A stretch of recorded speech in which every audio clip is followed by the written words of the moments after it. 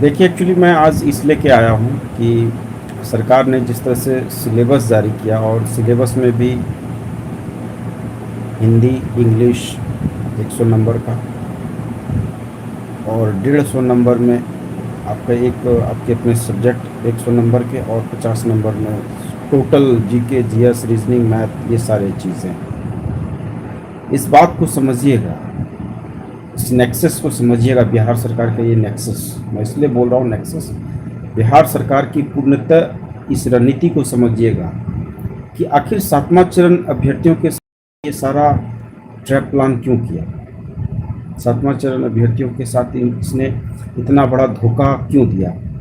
नियुक्ति पत्र न देके प्रवेश पत्र के बाद और बीपीएससी से इतना मतलब जटिल, एक तरह से कह लीजिए कि सिलेबस के साथ जटिल एग्जामिनेशन प्रक्रिया में, जिसमें निगेटिव मार्किंग से लेके बहुत सारी चीज़ें इंक्लूड ऑन है। क्या लगता है कि वाकई 1 लाख जो 73,000 समथिंग जो नौकरी देने की बात कर रही है, जिसमें नियोजित टीचर हैं। आपकी फिटनेस का राज क्या है? एशवेल रस, ये एक ही बोतल में है। Stress, weakness, acidity, obesity, hair fall, skin की हर परेशानियों का एक ही हल। Ashwell life, diabetes free life.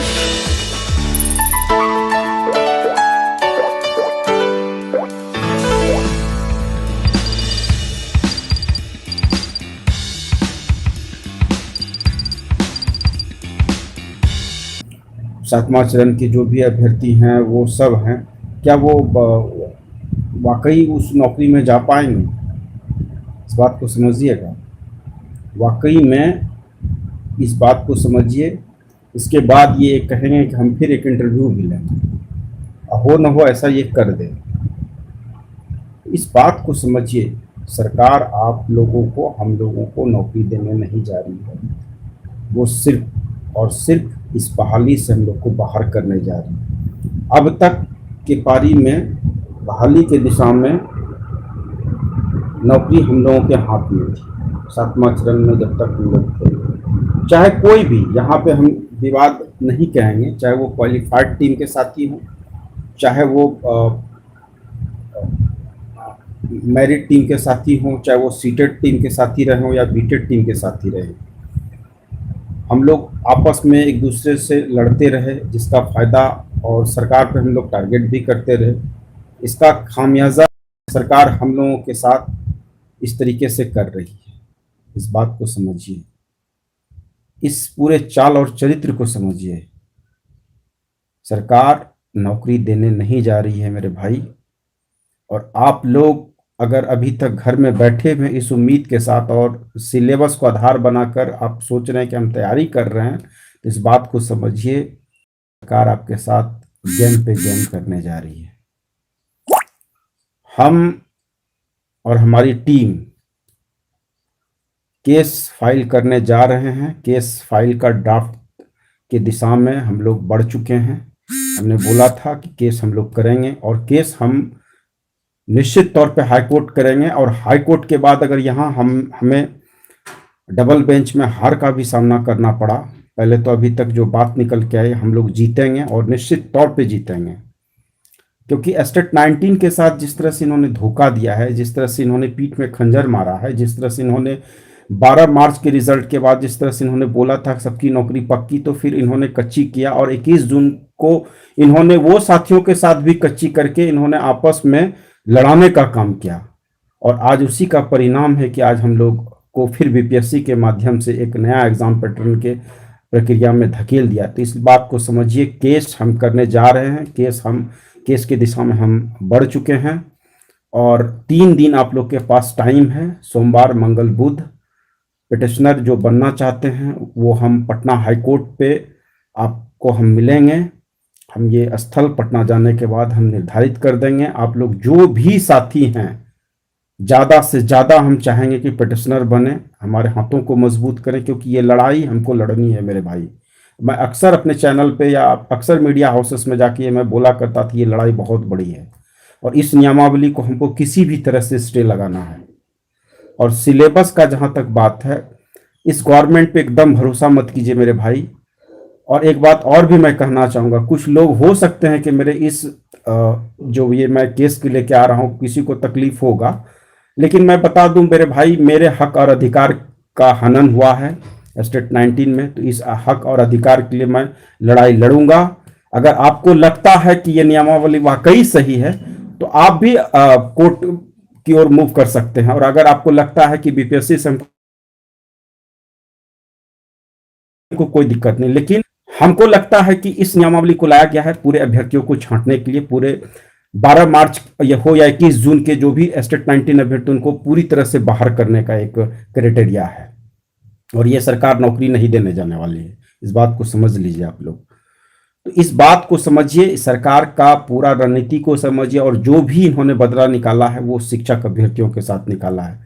इसमें सबसे बड़े ये पलटी मार राजनीति के जो अति महत्वाकांक्षा से ग्रसित राजनीतिक महायोद्धा कह लीजिए, जो पीठ में छुरा मारने का काम किए हैं, ये नीतीश कुमार जी, और इनके साथ तलवे चाटने वाले चाटुकार एक तरह से कहिए मंत्री जो हैं चंद्रशेखर यादव जी, तलवे चाटने वाले उप मुख्यमंत्री तेजस्वी यादव जी को भी मैं तलवा ही चाटने वाला कहूँगा, क्योंकि ये लोग जिस तरह से पूरे बिहार के अभ्यर्थियों का आंसू ले रहे हैं, जिस तरह से आज के डेट में पूरे बिहार के अभ्यर्थी फ्रस्ट्रेट हैं, ये सिर्फ और सिर्फ ये महागठबंधन की सरकार की वजह से है। इसलिए कि मेरे साथियों, केस के दिशा में हमको बढ़ना है। और रहा सवाल कि जो लोग अगर केस में आना चाहते हैं उनको मेरा खुला निमंत्रण है, मैं केस लड़ूंगा। हमारी टीम भी इसके दिशा में आगे बढ़ रही है और मैं भी आगे बढ़ रहा हूं, और मैं 100% आपको मैं उम्मीद दिलाता हूं, क्योंकि मैं जब आया हूं तो कुछ न कुछ रिजल्ट लेके आया हूं। इस विश्वास के कसौटी पर खरा उतरने का पूरा कोशिश करूंगा, पूरा जस्टिफिकेशन लाने की कोशिश करूंगा, चाहे वो एस्टेट के अभ्यर्थी हो, चाहे वो सीटेट के अभ्यर्थी हो, चाहे वो बीटेट के अभ्यर्थी हो, लेकिन इसका काउंटडाउन रुकना नहीं है मेरे भाई, क्योंकि इस नियमावली से किसी का भला नहीं होने वाला है।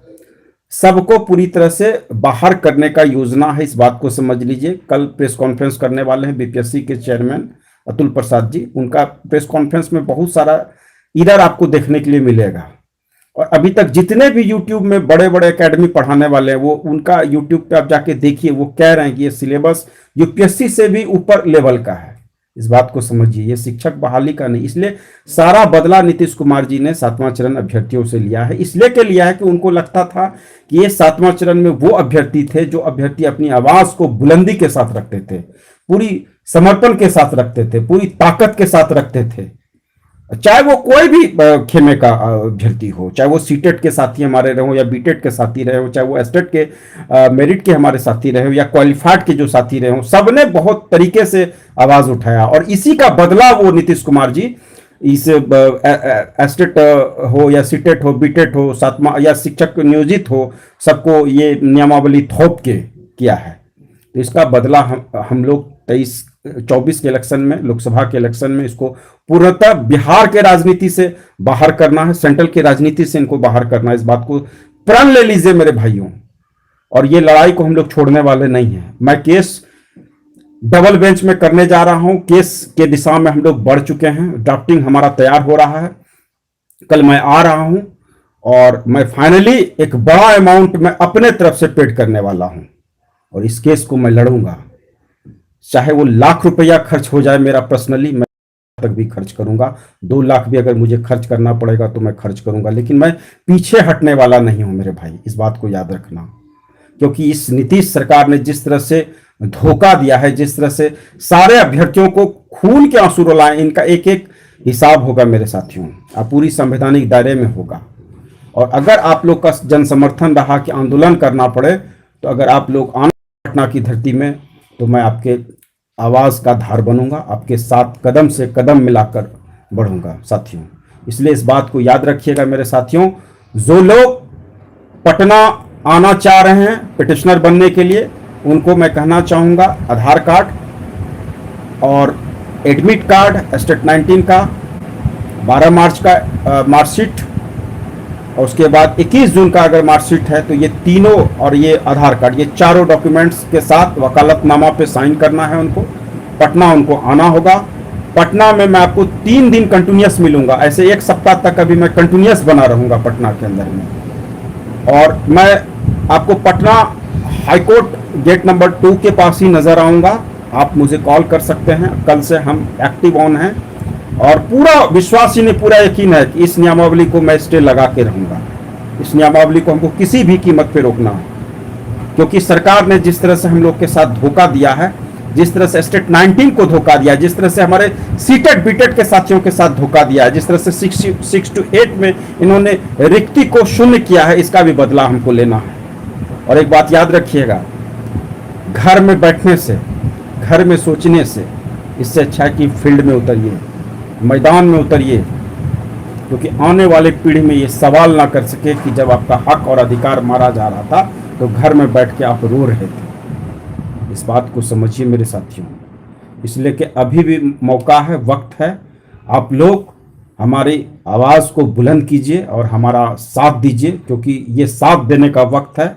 और ये साथ इसलिए के देने का वक्त है क्योंकि आपके हक और अधिकार को कल ये फिर एक नया नियमावली थोप देंगे और कहेंगे कि मैं इंटरव्यू लूंगा, फिर ये कहेंगे कि मैं दौड़ लूंगा, फिर कहेंगे कि मैं XYZ करूंगा। तो इस बात को समझिए आप लोग साथियों।